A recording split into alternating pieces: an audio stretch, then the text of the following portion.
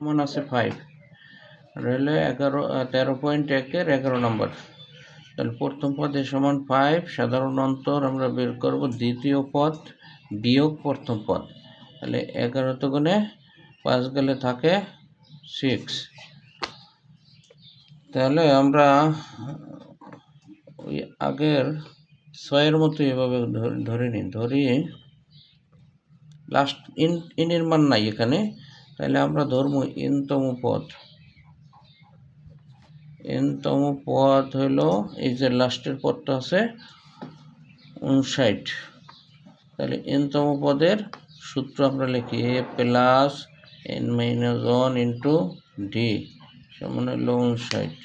তাহলে এর মান আমরা বসাই দিই, এর মান আছে 5 প্লাস n-1, ডির মান হচ্ছে 6। এরপরে 5 প্লাস 6 দিয়ে গুণ দিলে 6n-6, এখানে এই 6n লিখলাম। তাই 6 গুণে 5 গেলে থাকে 1, বর্ডার চিহ্ন মাইনাস। তাহলে 6n সমান মাইনাস n ওই পাশে গেলে প্লাস 1।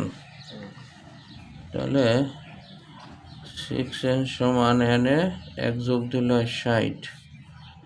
তাহলে n সমান 60/6। তাই n সমান 6×10=60, n এর মান 10। আসলে এটা আমাদের বাইর করতে বলছে যে এত সমান কত, মানে যোগফল কত। যোগফল মানে হলো সমষ্টি। তাহলে সমষ্টির সূত্রটা আমরা লিখি। সমষ্টির সূত্র আছে n/2 into 2a plus n-1 into D.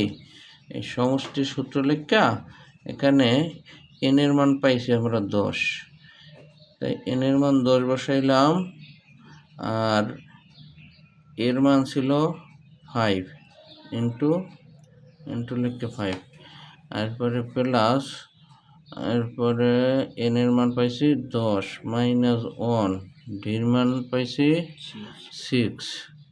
এই মানগুলো বসাই এখন কাজ করব।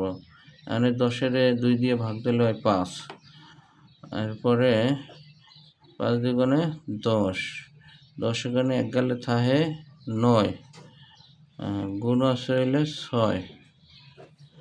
তাহলে 5 আগে গুণের কাজটা করতে হইবে। তাহলে 6 নং হইল 54।